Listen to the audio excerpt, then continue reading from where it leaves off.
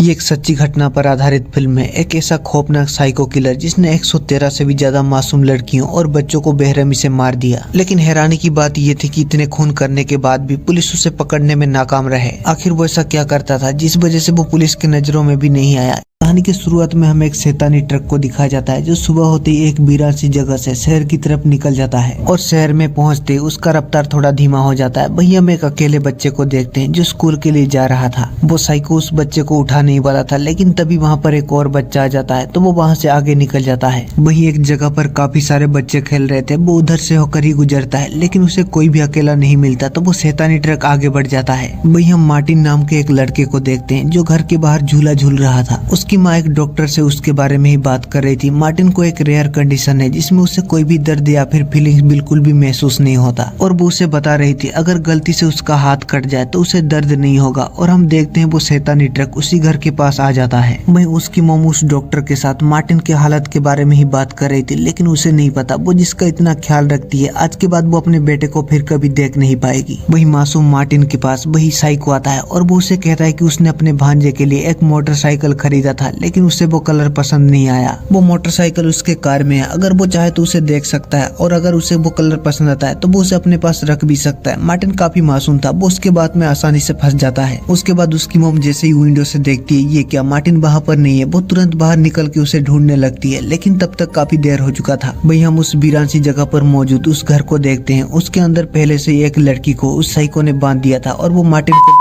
भरकर वहाँ पर ले आता है। उसके बाद वो एक नाइफ से काटता है, लेकिन जैसा कि मार्टिन को दर्द महसूस नहीं होता तो वो उसे ज्यादा कुछ नहीं करता। वहीं वो लड़की जोर जोर से हेल्प के लिए चिल्ला रही थी तो वो साइको उसके पास आ जाता है और लगातार के सामने उसे स्टैप करता है। और ये देखकर मार्टिन का दिमागी हालत किस तरह से बिगड़ गया होगा आप समझ ही सकते हो। वो लड़की वहीं पर ही मारी जाती है। मार्टिन वहां से भाग रहा था, लेकिन वो ज्यादा दूर नहीं जा पाता और वो साइको फिर से उसे पकड़ लेता है। उसके बाद हमें 5 साल बाद के वक्त को दिखाया जाता है। एनी नाम की लड़की उस इलाके में आई होती है, फिर उसका अंकल उसे पिकअप करता है, फिर वो दोनों घर के लिए निकल जाते हैं। पता चलता है एक रोड एक्सीडेंट के चलते एनी के मोम डैड अब नहीं रहे। उसके अंकल का एक बेटी भी है जो उनके वहाँ पर पहुँचते ही वो एनी को एंगेज कर देती है और एनी के वहाँ पर होने से वो सभी काफी ज्यादा खुश थे। फिर शाम को हमें कैफे को देखते हैं जहाँ काम कर रही एक लड़की अपना शिफ्ट खत्म करके घर के लिए जा रही थी, लेकिन तभी उसके कार के पीछे वही शैतानी ट्रक आ जाता है और उसके रोड को ब्लॉक कर देती है। जब हॉर्न देने पर भी वो अपना गाड़ी पीछे नहीं लेता तो वो लड़की उसे गाड़ी पीछे ले जाने को कह रही थी, लेकिन तभी वो साइको उस पर हमला कर देता है। फिर वो उसे अपने ट्रक में लोड करके अपने ठिकाने पर ले आता है और वहाँ लाते ही वो उसे जंजीरों से बांध देता है। और हम देखते हैं ये क्या, मार्टिन तो अभी भी जिंदा है। इसका मतलब साइको ने उसे नहीं मारा। उस लड़की को बांध के वो साइको वहाँ से चला जाता है। अगले सुबह हम देखते हैं एनी का अंकल डेविस अपने घर को सुधार रहा था। एनी अपना हेडफोन लगाती है और वर्कआउट के लिए निकल जाती है। वो जगह काफी ज्यादा वीरान था, दूर दूर तक लगभग ना के बराबर ही घर थे। एनी दौड़ते हुए उस शटर हाउस के पास पहुंच जाती है, तभी उसे खिड़कियों से मार्टिन दिखाई देता है, लेकिन अगले ही पल मार्टिन छिप जाता है। एनी ने उसे देख लिया था, लेकिन वो उस पर ज्यादा ध्यान नहीं देती। वहीं हम जोन नाम के एक लड़के को भी देखते हैं जो अपना कार को रिपेयर कर रहा था। एनी वहीं पास के रोड से होकर ही जा रही थी, तभी पीछे से एक ट्रक काफी तेजी से गुजरता है जिसे एनी वहीं पर गिर जाती है। तो जोन तुरंत वहाँ पर आता है और उसका मदद करता है और उससे कहता है कि खुली जगह होने की वजह से वहाँ लोग वैसे ही ड्राइव करते हैं, तो अगली बार उसे थोड़ा और चौकन्ना रहना होगा। एनी का एक हाथ जख्मी हो गया था तो वो उसका मदद करने का बात करता है, लेकिन एनी मना कर रही थी। फिर वो उसे उनके घर छोड़ने का बात करता है तो एनी इसके लिए मान जाता है। फिर जोन अपना पल्सर 150 लेकर आ जाता है। फिर वो दोनों एनी के घर की तरफ जाने लगते हैं। उन दोनों के बीच में इंट्रोडक्शन होता है। जोन के पूछने पर एनी उसे बताता है कि उसके पेरेंट्स नहीं रहे और वो अपने अंकल के यहाँ रहने आया है। फिर जोन एनी को उनके घर के पास छोड़ देता है और दूर से डेविस उन्हें देख लेता है, लेकिन वो एनी को इसके बारे में कुछ भी नहीं पूछता। फिर अगले दिन वो एनी को यूनिवर्सिटी छोड़ने के लिए आता है और पता चलता है कि एक चीयर लीडर टीम को गाइड करने का काम एनी को मिला है। इसी दौरान जब वो शटर हाउस से होकर गुजरते हैं तो एनी अपने अंकल को पूछता है वहाँ पर कौन रहता है, क्योंकि उसने वहाँ पर एक बच्चे को देखा था। तो उसका अंकल उसे बताता है कि वहाँ पर कोई भी बच्चा नहीं रहता। वो जगह पहले एक मीट फैक्ट्री हुआ करता था, लेकिन उसका जो मालिक था जब वो मारा गया उसके बाद से बिजनेस ठीक नहीं चला तो उन्होंने उसे बंद कर दिया। और उस फैक्ट्री मालिक का एक बेटा भी था, लेकिन पता नहीं क्यों वो कभी भी स्कूल नहीं गया और उसे वो आदमी एकदम साइको लगता है और एनी को वो उस घर से दूर रहने को कहता है। फिर वो एनी को स्कूल में छोड़ता है और उसे कहता है कि 3 बजे वो उसे लेने आएगा। वही हम देखते हैं ये क्या, उस साइको ने एक पिंजरे में रखा हुआ था। फिर वो उससे बाहर निकलता है और वो उसके साथ एक बाप की तरह पेश आ रहा था और वहाँ जो खून लगे होते हैं वो उसे साफ करवा रहा था और वो खुद अगले शिकार के लिए निकल जाता है। वही स्कूल में उनका एक टीचर एनी को बताता है कि चीयर लीडर पर ज्यादा ध्यान नहीं दिया जाता। फिर भी लास्ट ईयर उनका स्कूल कंपटीशन जीतने वाला था और चीयर लीडर ग्रुप के लड़कियां भी अपना मन मर्जी और मस्ती कर रहे थे। फिर एनी वहाँ से घर की तरफ खुद ही निकल जाती है। वो घर की तरफ जा ही रही थी तभी ये क्या, वो शैतान ट्रक उसके पीछे आ जाता है। एनी उसे देखकर थोड़ा डर भी जाती है, लेकिन थैंक गॉड उसके अगले ही पल वो ट्रक उसे इग्नोर करते हुए वहाँ से निकल जाता है। पता नहीं उस साइको ने उस पर हमला क्यों नहीं किया। वही हम देखते हैं उसका अंकल स्कूल में उसका इंतजार कर रहा था। वही ये क्या, एनी तो उधर से आते वक्त वो जॉन से मिलता है और उससे बातें करता है। जॉन भी उससे पूछता है कि उसके बाद उसका क्या प्लान है, लेकिन एनी कहती है कि अब वो दिन भर फ्री है। तभी उन्हें घर के अंदर से उसके डैड का चिल्लाने का आवाज सुनाई देता है तो जॉन घर के अंदर आ जाता है। उसका डैड व्हील चेयर से नीचे गिर गया था। तभी एनी भी वहाँ पर आ जाती है और वो दोनों मिलकर उसे व्हील चेयर में बैठा देते हैं। जॉन अपने डैड को एनी से मिलाता है। जब उसे पता चलता है कि एनी शिकागो से है तो वो काफी ज्यादा भड़क जाता है और उसे बुरा भला कहता है। एनी वहाँ से जाने का बात करती है और जॉन भी उसके डैड के बर्ताव के लिए उससे माफी मांगता है कि उसका डैड इससे भी बुरा इंसान है। फिर एनी अपने घर की तरफ जाने लगती है। एनी उसी वीरान घर से होकर जा रही थी तभी वहाँ पर उसे वो साइको दिखाई देता है जो उसे घूर रहा था। तो एनी डर के वहाँ से जाने लगती है। फिर जब वो घर पहुँचती है तो उसके आंट और अंकल उस पर चिल्लाते हैं क्योंकि ये सही नहीं है, अगर उससे कुछ हो गया तो। एनी इसके लिए माफी मांगता है। फिर मिंडी और एनी अपने कमरे में बातें करते हैं। जब एनी के पेरेंट्स जिंदा थे तब उसने कई जगह घूमा है और मिंडी भी बाहर की दुनिया को देखना चाहती है, लेकिन उसके डैड उसे कहीं भी नहीं ले जाते। इससे मिंडी थोड़ा उदास है। वही उस लड़की के पास मार्टिन आता है तो वो उसे छोड़ने का बात करता है और इसके बदले वो उसका भी मदद करेगा। और पता नहीं मार्टिन को क्या होता है, वो उस लड़की को फ्री कर देता है। वो लड़की वहाँ से भाग रही थी लेकिन उस साइको को इसके बारे में पता चल जाता है। वो मीट फैक्ट्री था जिस वजह से वहाँ चारों तरफ लोग लगा हुआ था। वो साइको भी वहाँ पर आ जाता है तो उस लड़की को डर के मारे वहाँ पर छिपना पड़ता है। फिर वो साइको उसे ढूंढ रहा था तो वो लड़की पीछे से निकलती है और उस पर हमला करने वाली थी, लेकिन वो साइको उसे पकड़ लेता है और एक चांटे से उसे नीचे गिरा देता है। फिर वो उसे घसीटते हुए वहाँ से ले जाता है और एक हैंगर में उसे लटका देता है। फिर वो उसे खींचते हुए वहाँ पर जो भट्टी था वो उसे उसके अंदर ले आता है जहाँ पर आग जल रहा था और वो दरवाजे को बाहर से बंद करके वहाँ से चला जाता है और वो लड़की वहीं पर ही मारी जाती है। फिर वो साइको मार्टिन के पास आ जाता है और वो उसे डांटता है और उससे कहता है कि वो इस तरह से बर्ताव नहीं कर सकता, उसे अपने अंदर की इंसानियत को खत्म करना होगा। अगले शाम को एनी फिर से दौड़ने के लिए जाती है, लेकिन इस बार वो उस वीरान घर की तरफ से होकर नहीं जाती। तभी उसे रास्ते में जॉन मिलता है और वो उसे अपने साथ आने को कहता है तो एनी इसके लिए मान जाती है। फिर वो दोनों वहीं के एक कैफे में आ जाते हैं और अपने अपने ड्रीम के बारे में बात करते हैं। फिर वो दोनों जॉन की कार में एक थोड़ी खुली सी जगह पर आ जाते हैं और एनी उसे उसके पेरेंट्स के बारे में पूछता है तो जॉन बताता है बीमारी की वजह से उसकी मॉम नहीं रही और उसके डैड शिकागो में कहीं पर सर्विस किया करते थे और एक एक्सीडेंट के चलते उन्होंने अपने दोनों पैर खो दिए, जिस वजह से वो शिकागो से इतने नफरत करते हैं। फिर वो दोनों और भी काफी सारे बातें करते हैं। फिर वो एक दूसरे को किस भी करने लगते हैं और जबान खुलता तो वो एक दूसरे को प्यार करने लगते हैं। उनको ये सब करते हुए कुछ ही समय हुआ था कि तभी वहाँ पर एनी का अंकल आ जाता है और वो एनी को अपने साथ आने को कहता है। एनी बड़ी हो गई है तो इसे ये थोड़ा गलत भी लगता है कि वो उस पर हुकूमत चला रहे हैं, फिर भी एनी को अपने अंकल के साथ आना ही पड़ता है। इसी दौरान एनी भी भटक जाती है कि उसके मॉम डैड और वो जिस तरह से चाहते हैं वो वैसा जीना नहीं चाहती। तो उसका अंकल भी उसे कहता है भले उसके मॉम डैड नहीं रहे लेकिन उसकी जिम्मेदारी अब उसके ऊपर है, तो वो नहीं चाहती कि उससे कुछ हो जाए और वो बड़ी भी हो गई है तो वो कुछ भी करना चाहती है तो वो उसके लिए उसे नहीं रोकेंगे। वही हम देखते हैं ये क्या, उस साइको ने तो एक और नई लड़की को वहाँ पर ले आया होता है। ये साइको तो काफी खतरनाक है। जैसे ही वो किसी को मार देता है उसके अगले ही दिन वो किसी दूसरे लड़की को वहाँ पर ले आता है और जैसा कि वो जगह शहर से काफी बाहर है और वो लड़कियों को काफी होशियारी से उठाता है तो पुलिस को इसके बारे में कुछ भी खबर नहीं और इस बार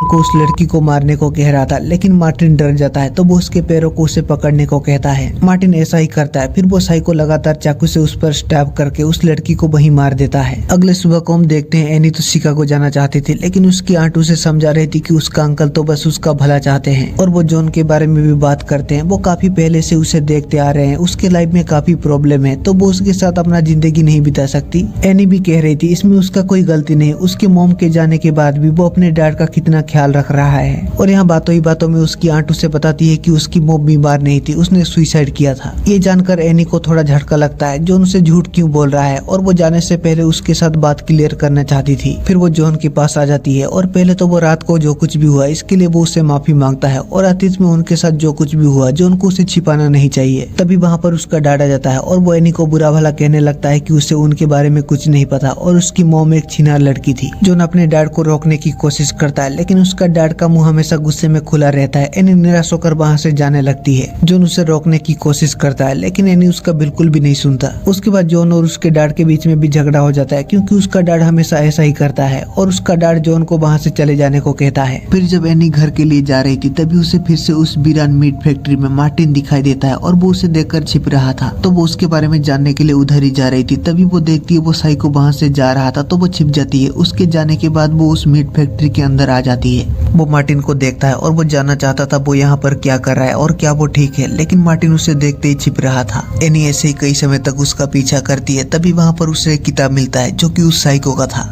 वो उसे पलटती है जिसमें उस साइको ने अब तक जितने भी लड़कियों और बच्चों का मर्डर किया था उसमें उनका मिसिंग न्यूज लिखा गया था जिसमें मार्टिन का भी एक नाम था। उसके बाद फाइनली एनी मार्टिन को ढूंढ लेता है और वो उससे कहता है ये जगह तुम्हारे लिए बिल्कुल भी सेफ नहीं है, मैं तुम्हें यहाँ से बाहर ले जाऊंगा। लेकिन मार्टिन वहीं पर छुप रहा था। तभी ये क्या, वो साइको वापस आ चुका था और वो एनी के पीछे खड़ा था और वो उसे पकड़ लेता है और कहता है तुम्हें यहाँ नहीं होना चाहिए था और वो उसे मार के वहीं बेहोश कर देता है। वहीं उसके अंकल और आंट डिसाइड नहीं कर पा रहे थे कि वो एनी का क्या करे क्योंकि एक तो वो बड़ी हो गई है जिस वजह से उसे अपने बातों में मना कर रखना नामुमकिन है। लेकिन रात हो गया है फिर भी वो घर नहीं लौटी है, इससे उन्हें चिंता भी हो रहा था। फिर अगले सुबह होते ही उसका अंकल उसे ढूंढने के लिए जा रहा था और वो जैसे ही दरवाजा खोलता है उसके सामने जॉन खड़ा था। वो एनी से मिलने आया था। वो उससे माफी मांगना चाहता था लेकिन वो उसे कहते हैं कि एनी वापस घर नहीं आई है और उन्हें लगता था कि एनी उसके घर में है। जॉन बताता है कि एनी उससे नाराज हो गई थी और वो कल शाम को ही घर के लिए निकल गई थी। ये सुनकर उसका अंकल गुस्से में जॉन पर हमला कर देता है। फिर वो एनी को ढूंढने के लिए वहाँ से जाने लगता है। वहीं हम देखते हैं ये क्या, उस साइको ने एनी को भी बाकी लड़कियों की तरह ही बांध दिया था और वो साइको भी वहाँ पर आ जाता है और वो एनी को कहता है वो उसे मारना नहीं चाहता लेकिन उसे उसका सच्चाई पता चल गया है तो अब उसे एनी को मारना ही होगा। वहीं आसपास में वो एक ही घर था जिस वजह से उसका अंकल वहाँ पर आ जाता है और उस साइको का नाम पुकारने लगता है। जब ये आवाज एनी के कानों पर पड़ता है तो वो चिल्लाने लगती है लेकिन वो ज्यादा कुछ कह पाती उससे पहले ही वो साइको उसे मारता है और उसके मुंह को बंद कर देता है। फिर वो साइको अपने दरवाजे के पास आ जाता है और वो अपना दरवाजा भी नहीं खोलता। डेविस उससे पूछता है वो अपने भतीजी को ढूंढ रहा है, क्या उसने उसे देखा है? लेकिन वो साइको साफ साफ मना कर देता है और वो उसे तुरंत अपने प्रॉपर्टी से बाहर जाने को कह रहा था। लेकिन डेविस एक बार अंदर आकर देखना चाहता था तो वो साइको कहता है कि वो थोड़ा बिजी है और उसे थोड़ा समय वेट कराता है। इसी दौरान एनी अपने मुंह को खोलने में कामयाब रहती है और वो अपने अंकल को आवाज देती है। उसका अंकल उसका पुकार सुन लेता है लेकिन तभी वो साइको बंदूक से डेविस पर हमला करके उसे वहीं मार देता है। वो M4 वाला बंदूक था जिससे मोटा गोली निकलता है जिस वजह से उसका अंकल वहीं पर ही मारा जाता है। जब एनी को गोली का आवाज सुनाई देता है तो वो भी पूरी तरह से टूट जाती है। फिर वो साइको गुस्से में एनी के पास आता है और वो उसे कहता है कि तुम्हारी वजह से ही मुझे उसे मारना पड़ा और वो उसे वहां से उठाकर नीचे जो आइस रूम था उसके अंदर ले जाकर बंद कर देता है ताकि एनी का चिल्लाने का आवाज बाहर ना आए। एनी चिल्लाती रहती है लेकिन कोई फायदा नहीं होता। वहीं जॉन भी एनी को ढूंढने के लिए निकल चुका था। जब वो उधर से जा रहा था तभी उसे एनी के अंकल का कार वहीं खड़ा हुआ दिखाई देता है तो वो भी उस मीट फैक्ट्री की तरफ आ जाता है। वहीं एनी को उस आइस रूम के अंदर काफी ज्यादा ठंड लग रहा था और वो जैसे ही लाइट को ऑन करती है उसकी आंखें फटी की फटी रह जाती है। वहाँ उस साइको किलर ने जितने भी लड़कियों को मार के उनके टुकड़े टुकड़े किए थे उनके मांस को उसने वहाँ पर स्टोर किया था ताकि वो खराब ना हो जाए। ये देख डर के मारे एनी तो अपना पैंट गीली कर देती है और वो हेल्प के लिए चिल्लाने लगती है लेकिन उस कमरे से आवाज बिल्कुल भी बाहर नहीं जा रहा था। वहीं जॉन भी वहाँ पर आ गया था और वो एनी और डेविस का नाम पुकार रहा था। जब ये आवाज उस साइको के कान पे पड़ता है तो उसे और भी बड़ा झटका लगता है। अच्छा, तो इसलिए वहाँ आसपास जितने भी लोग थे वो साइको उन्हें नहीं मार रहा था क्योंकि अगर वो ऐसा करता है तो उसके लिए मुसीबत बढ़ जाएगा। जब जॉन को किसी का भी जवाब नहीं मिलता और कार बाहर ही खड़ा है तो वो उसके अंदर की तरफ जाने लगता है। उसके कुछ समय बाद ही जॉन एनी को ढूंढते हुए वहाँ पर आ जाता है और उसे एनी मिल भी जाता है। फिर वो तुरंत ही वहाँ के दरवाजे को खोलने की कोशिश करता है जिसे उस साइको ने जंजीरों से अच्छे से बांध दिया था। तभी एनी देखती है ये क्या, वो साइको वहाँ पर पहुंच चुका है। एनी आवाज देकर उसे बताना चाहती थी लेकिन उसका आवाज बिल्कुल भी बाहर नहीं जा रहा था तो एनी उसे इशारा भी दे रही थी। तब तक जॉन उस जंजीर को खोल देता है और वो जैसे ही पीछे मुड़ता है वो साइको उस पर हमला करके उसे वहीं मार गिराता है। फिर वो लगातार काफी बेरहमी से जॉन पर हमला करता है जिससे जॉन कुछ ही समय में ही वहीं पर मारा जाता है। वो साइको काफी ज्यादा गुस्सा हो जाता है। फिर वो जॉन के बॉडी को वहां से ले जाने लगता है और एनी के पास रोने के सिवा और कोई चारा नहीं था। फिर वो साइको जॉन के बॉडी को ठिकाने लगाने के बाद वो मार्टिन के पास आ जाता है और उसे कहता है अगर ये सब देखकर उसे बुरा लगता है तो वो उसे कभी भी माफ नहीं करेंगे। उसका मतलब शैतानी ताकत से था और भले उसे दर्द नहीं होता लेकिन उसे उसका सजा जरूर मिलेगा। और वो एक नाइफ आर पार कर देता है जिससे लगातार खून बहता है। फिर भी मार्टिन बिल्कुल शांत था। वहीं रोते रोते एनी का आंख लग गया था। फिर वो देखता है वहाँ पर एक रोड पड़ा हुआ था, तो वो उसे उठाती है और उस दरवाजे को खोलने की कोशिश करती है और कुछ ही समय में ही वो इसमें कामयाब भी रहती है। फिर वो वहाँ से भाग कर जा रही थी, तभी उसे वहाँ पर मार्टिन एक जगह पर बैठा हुआ दिखाई देता है। फिर जब वो उसके पास आकर देखती है ये क्या, उस साइको ने तो एक नाइफ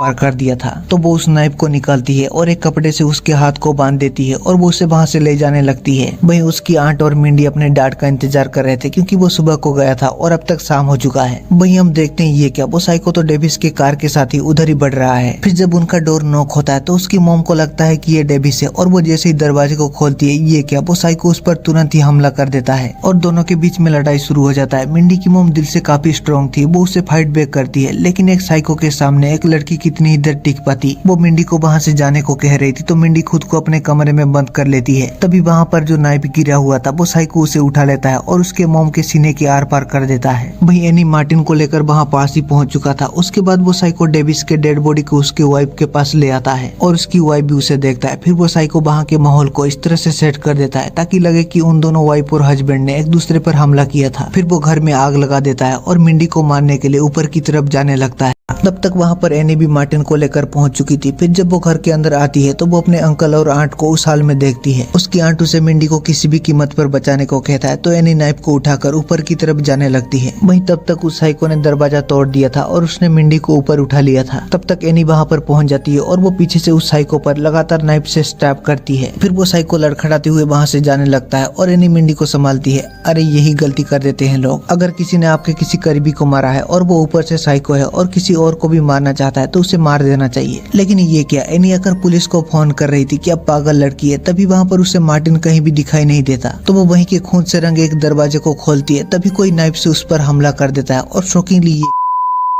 एनी वहीं पर ही गिर जाती है और होरी नाइफ से एनी पर लगातार स्टैब करने लगता है और कुछ ही समय में ही एनी भी अपना दम तोड़ देती है। फिर ये क्या, मार्टिन लेकर ऊपर मिंडी की तरफ जाने लगता है। इसका मतलब उसके कुछ ही समय बाद ही हम देखते हैं उस घर में चारों तरफ आग पकड़ लेता है। वहीं वो साइको अभी भी मरा नहीं था और वो किसी तरह से अपने घर आ पहुंचता है। फिर कुछ ही समय बाद ही मार्टिन भी वहां पर आ जाता है।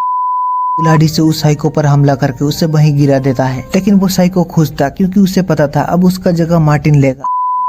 पर हमला करता है और उसके हाथ पैर को काट कर अलग कर देता है और कुछ ही समय में ही वो साइको वहीं पर ही मारा जाता है। अगले सुबह हम जॉन के डैड को देखते हैं, जिसने गुस्से में जॉन को घर से चले जाने को कहा था। वो जॉन जॉन पुकार रहा था, लेकिन उसे नहीं पता अब जॉन वापस कभी भी नहीं लौटेगा। वहीं फायर फाइटर और पुलिस दोनों ही वहाँ पर पहुंच गए थे और उन्हें सभी के जले हुए डेड बॉडी मिलते हैं। उन्हें पता नहीं चल पा रहा था कि आखिरकार आग लगा कैसे और उन्हें पता क्यों नहीं चल पाया। वहाँ से पुलिस स्टेशन में एक कॉल भी गया था, लेकिन कोई बातचीत नहीं हो पाया और पुलिस वाले इसे एक एक्सीडेंट मान लेते हैं और इसी के साथ ही ये कहानी खत्म हो जाता है।